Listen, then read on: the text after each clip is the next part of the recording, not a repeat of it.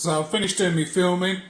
I thought I'd have some lunch, but didn't have much about. So I've got some cooked pasta there, bit of sweet potato left from me, one of my vegan brownies, and I've got some pulled pork in there.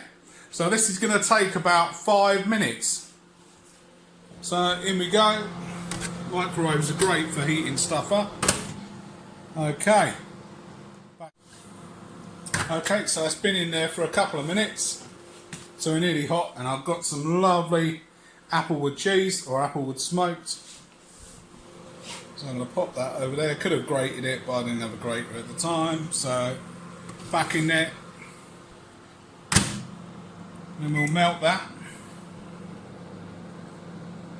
And that'll be my lunch. See you later. Bye.